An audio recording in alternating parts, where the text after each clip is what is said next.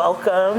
My name is Imani. خوش آمدید، میرا نام ایمانی ہے، میں یہاں دا آؤٹ ریچ کی کوآرڈینیٹر ہوں۔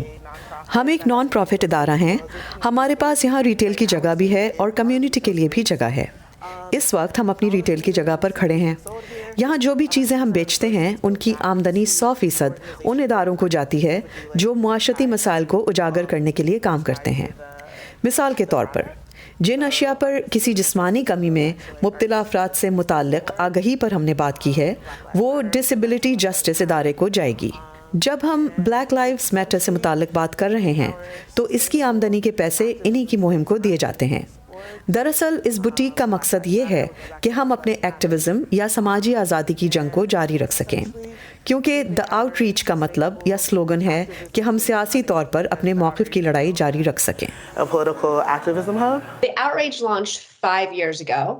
دی آؤٹ ریچ کا قیام 5 سال پہلے ہوا تھا، یعنی 2016 کے صدارتی انتخابات سے پہلے۔ اس کا مقصد لوگوں کو ان سماجی مسائل سے جوڑنا تھا جو انہیں اہم لگتے ہیں۔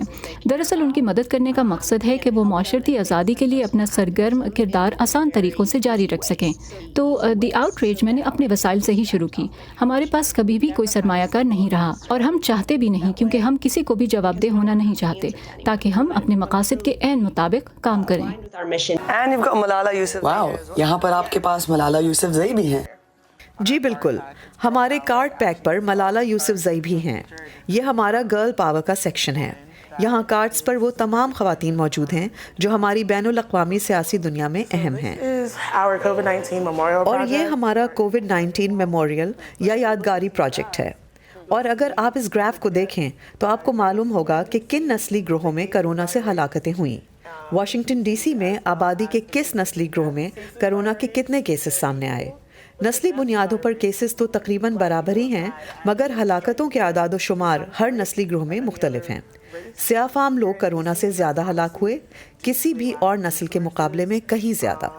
یہاں کام کرنا بہت ہی حوصلہ افزا ہے، لیکن یہ جذباتی طور پر تھکا دینے والا کام ہے، کیونکہ میرا پورا دن ان ہلاک شدگان کے لواحقین سے بات کرنے میں گزرتا ہے۔